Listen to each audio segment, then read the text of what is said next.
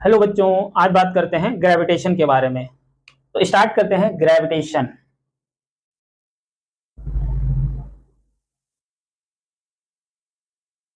तो ग्रेविटेशन की बात करें यहां पर, अब हम सबसे पहले बात करते हैं Newton's law of gravitation. Newton's law of gravitation.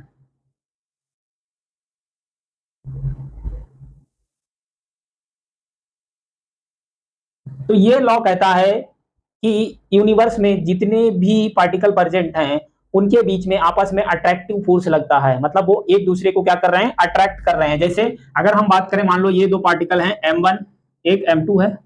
ये किसी डिस्टेंस पर रखे हुए हैं, मान लो R डिस्टेंस पर रखे हुए हैं, ठीक। तो R डिस्टेंस पर रखे होंगे तो जो M2 है वो M1 पर फोर्स लगा रहा होगा और M1 M2 पर फोर्स लगा रहा होगा। तो ये दोनों एक दूसरे के ऊपर अट्रैक्टिव फोर्स लगा रहे हैं, लेकिन इनका डायरेक्शन क्या है, अपोजिट है, लेकिन मैग्नीट्यूड वाइज क्या होंगे, बराबर होंगे। मतलब अगर हम बात करें फोर्स ऑन M1, मतलब फोर्स ऑन 1 ड्यू टू 2, और इधर क्या होगा, force on 2 due to, force on 2 due to 1। तो ये मैग्नीट्यूड वाइज तो बराबर है, लेकिन इनका डायरेक्शन क्या है, अपोजिट है। तो जो न्यूटन्स लॉ ऑफ ग्रेविटेशन क्या कहता है कि जो ये मासेस हैं M1 और M2, तो इनके बीच जो फोर्स लग रहा है, मतलब ग्रेविटेशनल फोर्स लग रहा है, वो क्या है, इनके प्रोडक्ट के डायरेक्टली प्रोपोर्शनल है। M1 और M2 के प्रोडक्ट मतलब इनके मल्टीप्लीकेशन के डायरेक्टली प्रोपोर्शनल है। और जो इनके बीच की डिस्टेंस है, M1 और M2 के बीच की जो डिस्टेंस है उसके स्क्वायर के इनवर्सली प्रोपोर्शनल होता है। इनके बीच की जो डिस्टेंस है उसके स्क्वायर के इनवर्सली प्रोपोर्शनल होता है। तो यहां से अगर हम बात करें, जो ग्रेविटेशनल फोर्स है मतलब F directly proportional to the product of masses, और ये क्या होता है, inversely proportional to distance of square, मतलब जो डिस्टेंस है उसके स्क्वायर के इनवर्सली प्रोपोर्शनल होता है। तो यहां से हम लिख सकते हैं F directly proportional to M1 M2 divided by R square. अब ये जो प्रोपोर्शनलिटी हटाया जाता है तो यहां पर एक कांस्टेंट आ जाता है जिसको बोला जाता है यूनिवर्सल ग्रेविटेशनल कांस्टेंट। तो F इक्वल टू क्या हो जाएगा, G M1 M2 divided by R square. तो ये हमारे पास फॉर्मूला आ गया ग्रेविटेशनल फोर्स का। ग्रेविटेशनल फोर्स का फॉर्मूला आ गया G M1 M2 divided by R square. G की बात करते हैं तो जी क्या है, universal gravitational constant. Universal gravitational constant.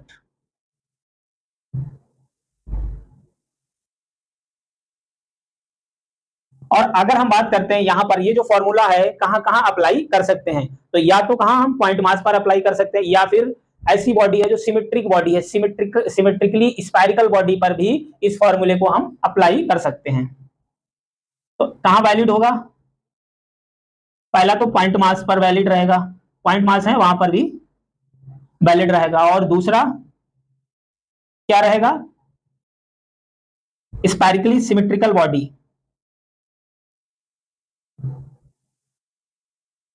Symmetrical body, वहां भी हम अप्लाई कर सकते हैं। तो ये जो फॉर्मूला है G M1 M2 divided by R square. तो यहां पर देखो, अगर हम बात करें जो न्यूटन्स थर्ड लॉ था वो क्या कहता था, every action equal and opposite reaction. तो वही तो है यहां पर देखो, मतलब ये इसकी बात करें तो ये क्या है, ये थर्ड लॉ ऑफ का एग्जांपल भी है। जितना फोर्स M1 M2 पर लगा रहा है उतना ही M2 M1 पर लगा रहा है, डायरेक्शन क्या है, अपोजिट। तो ये तो हो गया इसके मैग्नीट्यूड की बात। लेकिन अगर हम बात करते हैं वेक्टर फॉर्म की, मतलब इसका वेक्टर फॉर्म कैसे कैलकुलेट करेंगे इसकी बात करें।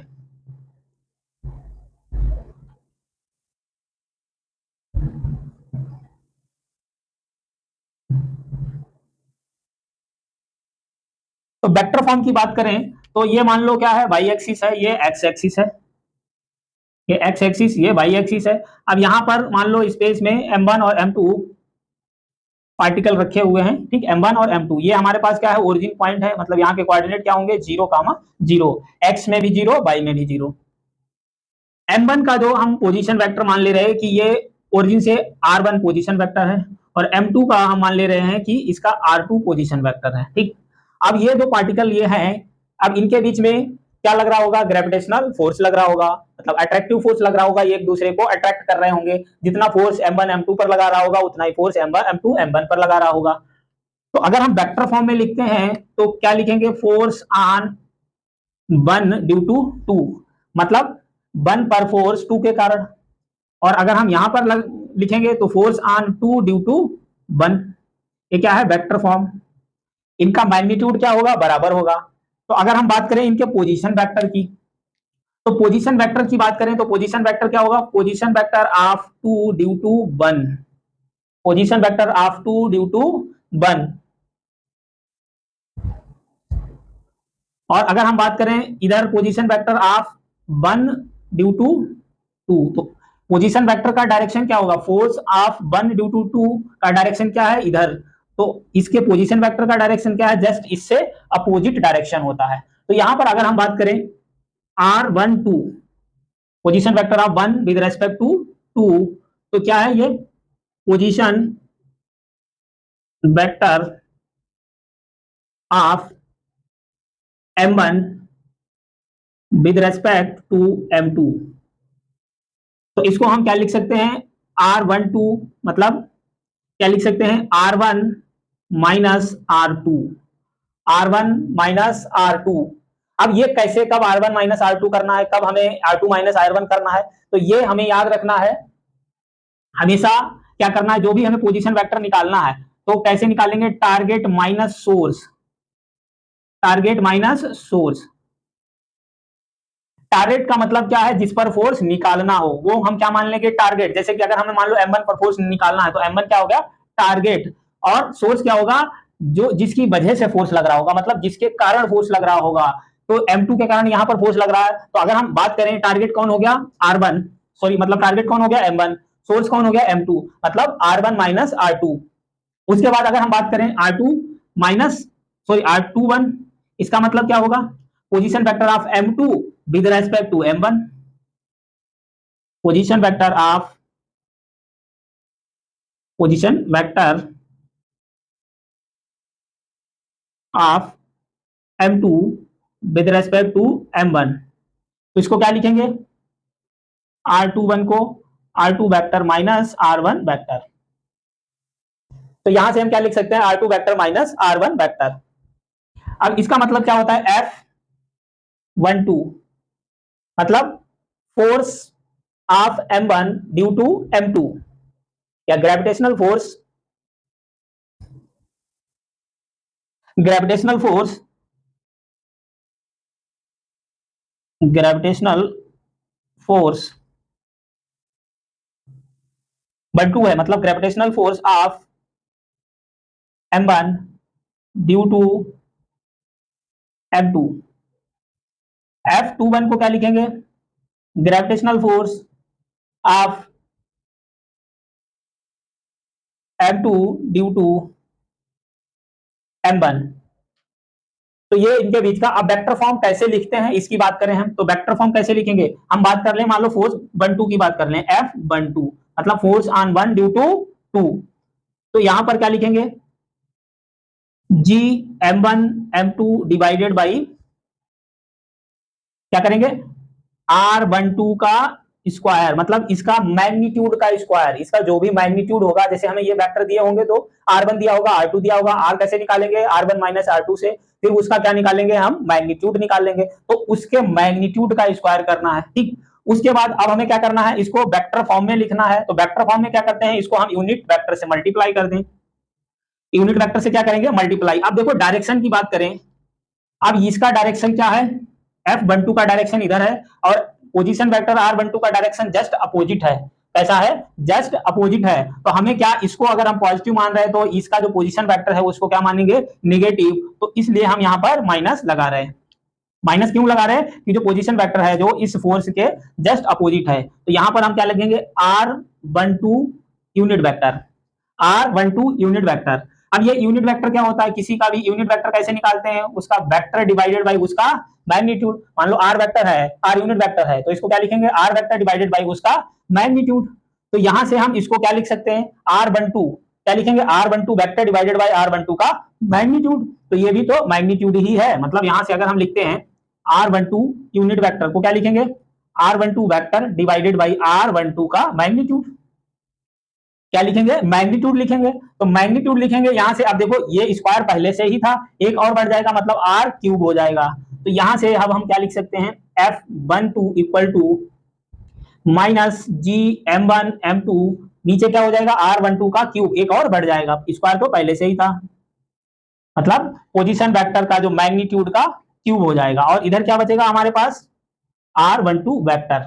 तो ये वेक्टर फॉर्म में लिखना है। तो ये आ गया हमारे पास जो न्यूटन्स ग्रेविटेशनल फोर्स है उसका वेक्टर फॉर्म, यूनिट वेक्टर के फॉर्म में ये होगा और वेक्टर के फॉर्म में ये होगा। वेक्टर के फॉर्म में याद रखना क्यूब रहेगा नीचे, और यूनिट वेक्टर के फॉर्म में होगा तो स्क्वायर ही रहेगा। मैग्नीट्यूड में भी क्या रहता है, स्क्वायर ही रहता है, जी m1 m2 divided by r square.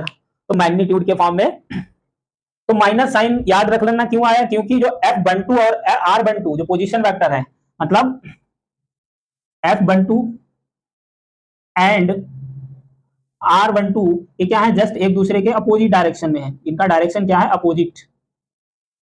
तो इसलिए अगर हम इसको पॉजिटिव मान रहे हैं तो इसको निगेटिव मानेंगे। तो ये आ गया हमारे पास वेक्टर फॉर्म। और जो ग्रेविटेशनल फोर्स होता है वो हमेशा कैसा होता है, अट्रैक्टिव नेचर का। Gravitational force always in attractive nature का,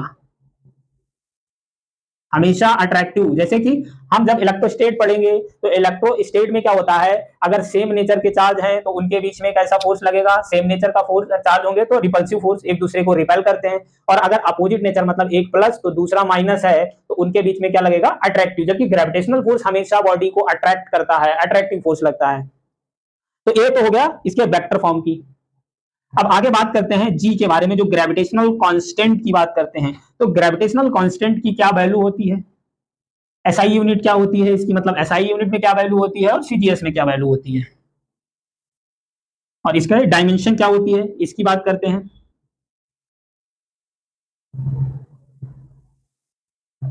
तो इसकी वैल्यू और डायमेंशन के बारे में बात करते हैं। तो जो यूनिवर्सल ग्रेविटेशनल कांस्टेंट है जी, यूनिवर्सल ग्रेविटेशनल कांस्टेंट मतलब कैपिटल जी, इसकी वैल्यू की बात करते हैं। तो इसकी जो वैल्यू होती है वो 6.67 इंटू 10 की पावर -11 न्यूटन मीटर स्क्वायर पर केजी स्क्वायर। 6.67 ये वैल्यू याद कर लेना, 6.67 इंटू 10 की पावर -11 न्यूटन मीटर स्क्वायर पर केजी स्क्वायर। और ये किसमें होगी, एमकेएस या फिर एसआई में, ठीक। और अगर हम बात करते हैं इसकी सीजीएस में यूनिट क्या होगी, मतलब सीजीएस में वैल्यू क्या होगी, 6.67 इंटू 10 की पावर -8। अब न्यूटन की यूनिट सीजीएस में क्या होती है, डाइन। मीटर का क्या होगा, सेंटीमीटर स्क्वायर। केजी का क्या होगा, ग्राम स्क्वायर। तो ये किसमें आती है, सीजीएस में। किसमें आती है, सीजीएस में। अब इसकी अगर हम डायमेंशन की बात करते हैं तो डायमेंशन क्या आएगी, डायमेंशन। तो यहां से देखो न्यूटन मतलब फोर्स, फोर्स की डायमेंशन क्या होती है, m l t-2। किसकी हो गई, फोर्स की। मीटर स्क्वायर का मतलब एल स्क्वायर, पर केजी स्क्वायर मतलब नीचे क्या जाएगा, केजी स्क्वायर मतलब एम स्क्वायर। अब यहां से देखो एक एम से एक एम कैंसिल हो जाएगा, नीचे एक एम बचेगा। और ये देखो एक एल और दो एल मतलब L3 हो जाएगा, और एम को ऊपर ले जाएंगे तो माइनस हो जाएगा, m-1 L3 और t-2। तो ये जो फॉर्म, ये डायमेंशन किसकी आ गई, जी की। यूनिवर्सल ग्रेविटेशनल कांस्टेंट की डायमेंशन याद कर लेना, m-1 L3 t-2, या इसकी यूनिट याद है तो हम वहां से भी निकाल सकते हैं। तो ये तो हो गया हमारे पास यूनिवर्सल ग्रेविटेशनल कांस्टेंट की वैल्यू याद रखना है। डाइन में क्या होती है, मतलब सॉरी सीजीएस में क्या होती है, या एमकेएस या फिर एसआई में क्या होती है। तो ग्रेविटेशनल फोर्स है वो मीडियम पर डिपेंड नहीं करता है, मतलब अगर हम बात करें ये मीडियम पर डिपेंड नहीं करेगा। जी की वैल्यू कोई भी मीडियम हो चेंज नहीं होगी, हमेशा कांस्टेंट रहेगी, independent of medium, of medium. इसकी मीडियम पर कोई भी डिपेंडेंसी नहीं होती है। अब बात करते हैं क्वेश्चन की, कि क्वेश्चन किस टाइप के आएंगे इसके बारे में। बाकी जो थ्योरी थोड़ी बहुत है उसको देख लेना बुक से। तो अब हम इसकी बात करते हैं क्वेश्चन की, कि क्वेश्चन कैसे आ सकते हैं, किस टाइप के क्वेश्चन आ सकते हैं। जैसे पहले तो चलो सिंपल क्वेश्चन की बात कर लें। मान लो दो हमारे पास स्फेरिकल बॉडी है 10 केजी की, दोनों एक 10 केजी ये रखी हुई है और दूसरी 10 केजी ये रखी हुई है। इनके बीच की डिस्टेंस हम मान लेते हैं, मान लो 100 मीटर डिस्टेंस है। कितनी है? 100 मीटर डिस्टेंस।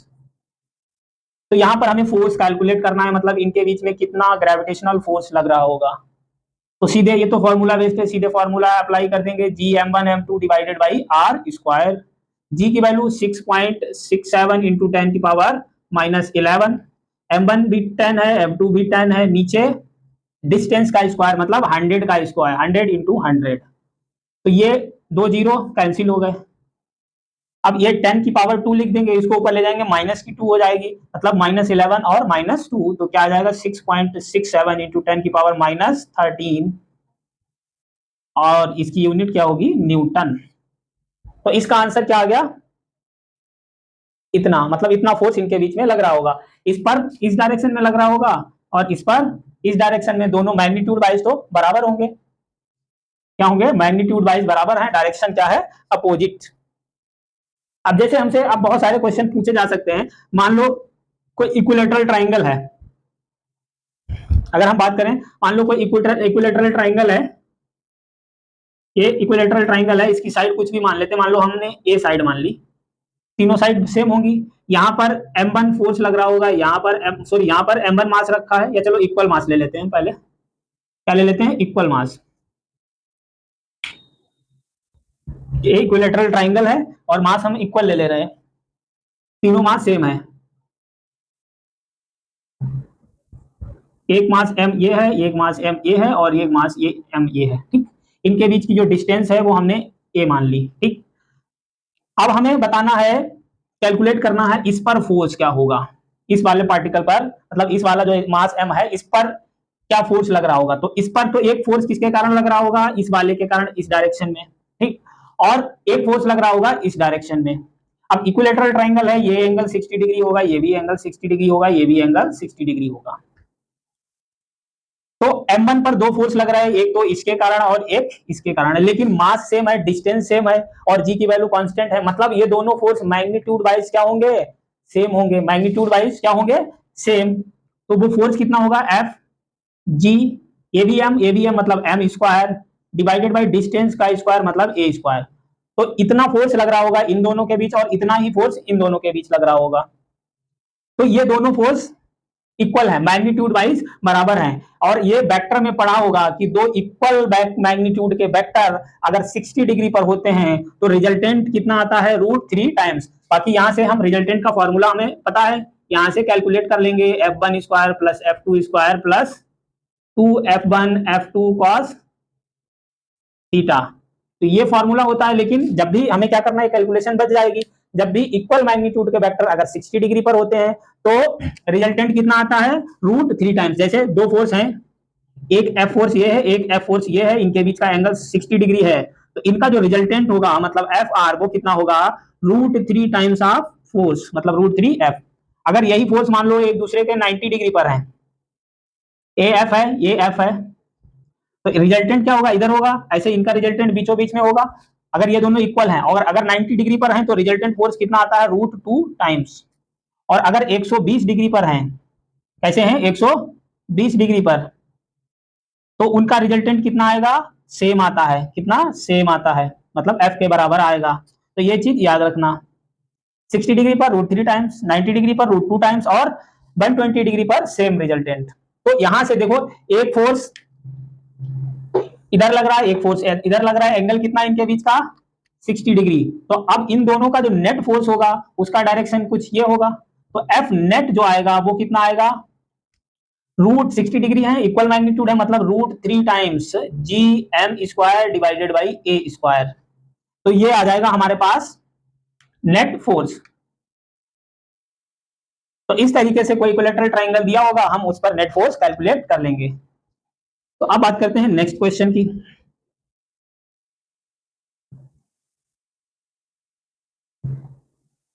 अब जैसे कि अगर हम बात करें, मान लो कोई स्क्वायर है, ठीक है, कोई स्क्वायर है, एक कैपिटल एम मास यहां पर रखा हुआ है, एक कैपिटल एम मास यहां पर रखा हुआ है, एक कैपिटल एम मास यहां पर रखा हुआ है। यहां पर जो एक तीसरा चौथा कॉर्नर है इसका, यहां पर हम एक स्मॉल एम मास रख दे रहे हैं, यहां पर एक स्मॉल एम मास रख दे रहे हैं, और इनके बीच की डिस्टेंस को हमने ए के बराबर मान लिया, ठीक। स्क्वायर है तो चारों साइडें क्या होंगी, सेम होंगी। तो हमें कैलकुलेट करना है फोर्स ऑन एम, मतलब जो स्मॉल एस एम है उस पर नेट फोर्स कैलकुलेट करना है। तो ये जो स्मॉल एम फोर्स है, इस पर कितने फोर्स लग रहे होंगे, एक तो इसके कारण लग रहा होगा, इसको मान लो हम F1 मान लेते हैं, ठीक। एक इस वाले के कारण लग रहा होगा, इसको हम F2 मान लेते हैं, और एक फोर्स क्या लग रहा होगा इस वाले के कारण, इसको हम F3 मान लेते हैं, ठीक। F3 मान लेते हैं। तो ये तीनों मास क्या है, सेम है, ये भी एम है, ये भी एम है, ये भी एम है। तो इसके अगर हम बात करें F1 की वैल्यू कितनी आएगी, F1 की वैल्यू कितनी आएगी, G capital M small M divided by distance का स्क्वायर, मतलब ए स्क्वायर। F3 कितनी आएगी, वो भी इतनी आएगी, क्योंकि मास सेम है, जी कैपिटल एम स्मॉल एम, और डिस्टेंस भी सेम है। तो F3 और F1 क्या है, सेम है, और इनके बीच का एंगल कितना है, 90 डिग्री, कितना है, 90 डिग्री। तो इन दोनों का नेट, मतलब F3 and F1 and F3 क्या है, एक दूसरे के परपेंडिकुलर हैं, और परपेंडिकुलर है मतलब इनका रिजल्टेंट कितना आएगा, नेट फोर्स, मतलब इसको हम एफ डैश मान लेते हैं, वो कितना आएगा, √3 टाइम्स। अभी बता चुके, दो इक्वल मैग्नीट्यूड के वेक्टर अगर 90 डिग्री पर होते हैं तो रिजल्टेंट कितना आता है, √2 टाइम्स। 60 डिग्री पर कितने होते हैं, 60 डिग्री पर होते हैं √3 टाइम्स आता है, और 90 डिग्री पर √2 टाइम्स। तो कितना आएगा, √2 G capital M small M divided by A square. इसका डायरेक्शन क्या होगा, इधर होगा। ये किसका आ गया, एफ डैश का। एफ डैश का भी डायरेक्शन इधर ही होगा, क्योंकि ये दोनों बीचों बीच से जाएंगे, मतलब ये भी 45 इधर 45, और ये भी तो जो F2 भी है वो भी 45 पर ही है, इधर से भी 45 इधर से भी 45। अब हमें F2 की वैल्यू कैलकुलेट करनी है। तो F2 कितना आएगा, मास क्या है, capital M into small M divided by, अब डिस्टेंस बताओ कितनी रखें, डिस्टेंस ये रखी जाएगी ना, एम स्मॉल एम और कैपिटल एम के बीच की डिस्टेंस, और ये डिस्टेंस कितनी आएगी, ये स्क्वायर है, ये साइड ए है, ए साइड ए है, तो ये साइड हमको निकालनी है। तो ट्रायंगल दिख रहा है, ये है, ये है, कितना, √2 टाइम्स ऑफ, इसको भी एक वेक्टर ए, एक वेक्टर ए, ये angle 90 degree, equal vector 90 degree, तो रिजल्टेंट कितना, √2 टाइम्स। तो ये कितना आ गया, √2a। तो यहां से क्या करेंगे, √2a का होल स्क्वायर, ये कितना आ जाएगा, G capital M small M divided by √2 का स्क्वायर क्या होगा, 2a स्क्वायर। ये क्या हो गया, मतलब ये हो गया F2 की वैल्यू। अब हमें नेट फोर्स निकालना है, तो नेट फोर्स क्या होगा, जिधर F2 है उधर ही तो F डैश का डायरेक्शन आया, मतलब इनको सीधे ऐड कर देंगे, सेम डायरेक्शन में है। तो यहां से जो नेट फोर्स हमारे पास आएगा वो कितना आएगा, F2 plus F dash, F2 G capital M small M divided by 2a square, plus F dash कितना आया, √2 G capital M small M divided by a square. तो इसको आगे सॉल्व करते हैं, तो ये क्या आ जाएगा, G capital M small M a square common मिल गया, अंदर क्या बचेगा, 1/2 प्लस √2। आगे इसको सॉल्व कर लेंगे तो क्रॉस मल्टीप्लाई क्या हो जाएगा, 2√2, तो 2√2 plus 1 divided by 2 A square, और इधर क्या बचेगा, 2√2 प्लस 1 डिवाइडेड बाई 2। तो ये आ गया हमारे पास नेट फोर्स। तो ये तो हो गया इनके बीच का नेट फोर्स। ऐसे ही मतलब आप क्वेश्चन पूछा जा सकता है, तो इस तरीके के क्वेश्चन आएंगे, हम सॉल्व कर लेंगे। बाकी आगे और क्वेश्चन प्रैक्टिस करवाएंगे, अलग से क्वेश्चन प्रैक्टिस का लेक्चर बना देंगे। अब बात करते हैं कि मान लो दो पार्टिकल हैं M1 और M2, क्या है, M1 और M2 है। मान लो ये कैपिटल M ये है, और दूसरा कैपिटल M2 ये है, इनके बीच की जो डिस्टेंस है वो कैपिटल स्मॉल d है, ठीक। तो हमें वो पॉइंट ढूंढना है जहां पर नेट फोर्स जीरो हो, क्या हो, नेट फोर्स जीरो हो। तो नेट फोर्स जीरो पता करने के लिए हम एक पॉइंट मास ले लेंगे, और वो मान लो हमने इनके बीच में कहीं रख दिया, इन दोनों के बीच में कहीं हमने रख दिया, और हमने मान लिया कि भाई यहाँ पर नेट पॉइंट जीरो, मतलब नेट फोर्स जीरो होगा, मतलब इक्विलिब्रियम पॉइंट जिसको बोलते हैं, किसको क्या बोलते हैं, इक्विलिब्रियम पॉइंट। तो M1 के कारण इधर फोर्स लग रहा होगा और M2 के कारण इस पर स्मॉल m पर इधर फोर्स लग रहा होगा, और ये दोनों क्या होंगे, बराबर होंगे। क्या होंगे, बराबर होंगे, क्यों, इक्विलिब्रियम का मतलब जितना ये वाला मास स्मॉल m पर लगा रहा होगा उतना ही ये M1 स्मॉल m पर लगा रहा होगा और उतना ही M2 स्मॉल m पर लगा रहा होगा। तो इस पॉइंट पर नेट फोर्स क्या हो जाएगा, जीरो, और वही क्या होगा, इक्विलिब्रियम पॉइंट। मतलब हमें वो पॉइंट ढूंढना है M1 से, तो क्या पता करना है, find net force, find distance, find distance from M1, from capital M1 where F net zero. हमें वो कहां से डिस्टेंस बतानी है, M1 से कितनी डिस्टेंस होगी जहां पर नेट फोर्स जीरो होगा। तो हम M1 से इसकी जो स्मॉल m हमने जो पॉइंट मास रखा है उसकी डिस्टेंस हम क्या मान लेते हैं, r मान लेते हैं। तो हमें इस r की वैल्यू कैलकुलेट करनी है। तो टोटल डिस्टेंस इनके बीच की कितनी है, d है, और हमने ये क्या मान ली, r मान ली है, तो ये कितनी बचेगी, d minus R. Total d है, इसको r मान लिया, तो ये कितनी बची, d माइनस आर। तो इसको हम मान लेते हैं F1 फोर्स, इसको मान लेते हैं F2 फोर्स। जबकि F1 और F2 क्या होंगे, मैग्नीट्यूड वाइज बराबर होंगे, क्योंकि इस पर नेट फोर्स क्या लग रहा होगा, जीरो। तो F1 की बात करते हैं, F1 कितना आएगा, G capital M1 into small m divided by, किससे डिवाइड करेंगे, इनके बीच की डिस्टेंस, और इनके बीच की डिस्टेंस को हमने क्या माना है, r। तो r का स्क्वायर। F2 की बात करते हैं, तो F2 कितना आएगा, F2 कितना आएगा हमारे पास, इनके बीच क्या, G M2 स्मॉल m और डिवाइडेड बाई इनके बीच की डिस्टेंस का स्क्वायर, और इनके बीच की डिस्टेंस कितनी है, d माइनस आर। तो capital G capital M2 into small m divided by distance का स्क्वायर, डिस्टेंस कितनी, G माइनस आर का होल स्क्वायर। तो अब हमें इक्विलिब्रियम पॉइंट, नेट पॉइंट पता करना है। तो F1 और F2 मैग्नीट्यूड वाइज तो क्या होंगे, सेम, मतलब यहां से F1 इक्वल टू F2 हो जाएगा। क्या हो जाएगा, F1 इक्वल टू F2 हो जाएगा।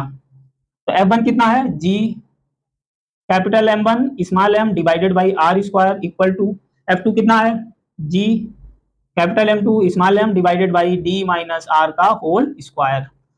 तो यहां से देखो, G से G कैंसिल हो जा रहा,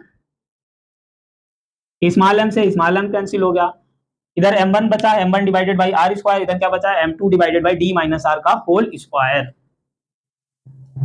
तो यहां से अब हम क्या करते हैं, इसको इधर ले जाते हैं, इसको इधर ले जाते हैं, तो D माइनस आर का whole square divided by R square क्या होगा, M2 डिवाइडेड बाई M1। इसका स्क्वायर हटाते हैं तो इधर क्या चला जाएगा, root D minus R divided by R root M2 divided by M1। क्या आ जाएगा, M2 डिवाइडेड बाई M1।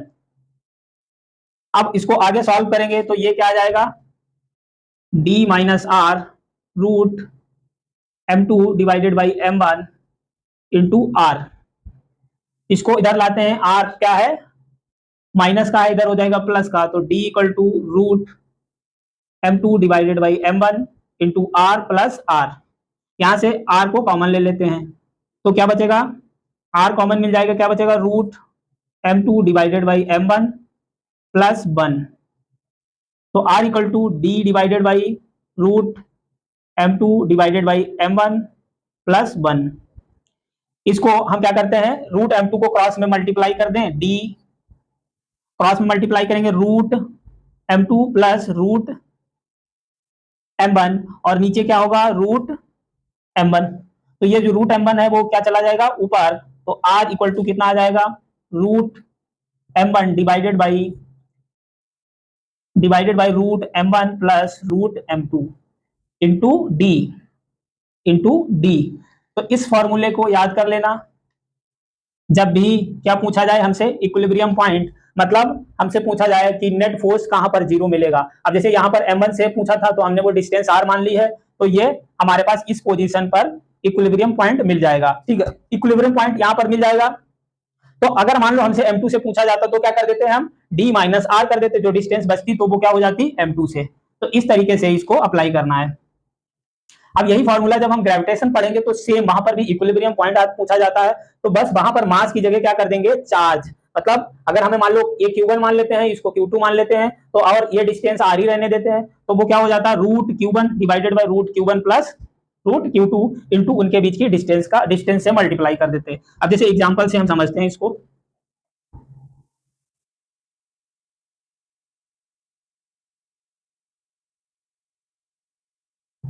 जैसे कि हम मान लेते हैं, एग्जांपल ले लेते हैं, हमारे पास दो मास रखे हुए हैं, एक 9m रखा हुआ है और दूसरा है 16m। दो मास हैं, इनके बीच की हम डिस्टेंस को मान लेते हैं कि इनके बीच की जो डिस्टेंस है वो 10 मीटर है। कितनी है, 10 मीटर डिस्टेंस। तो हमें बताना है कि distance from 9m, distance from 9m where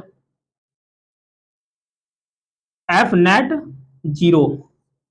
9m से डिस्टेंस बतानी है जहां पर नेट फोर्स क्या हो, 0, मतलब इक्विलिब्रियम पोजीशन, इक्विलिब्रियम पॉइंट बताना है कि कहां पर है, लेकिन कहां से, 9m से। तो अब हम क्या करते हैं भाई, ये टोटल इधर हम मान लेते हैं, यहां पर कोई पॉइंट मास रख देंगे स्मॉल m, ठीक। इधर से हम क्या मान लेते हैं, ये डिस्टेंस x मान लेते हैं, तो ये डिस्टेंस कितनी बचेगी, 10 माइनस x, 10 माइनस x। अब हमारे पास सीधे, बाकी हम उसका पूरा डेरिवेशन करके लिख सकते हैं, लेकिन हमारे पास जो फॉर्मूला है क्या है, हमने उसको r माना, मतलब यहाँ पर x माना, तो x इक्वल टू क्या होगा, root m1 divided by root m1 plus root m2 into D,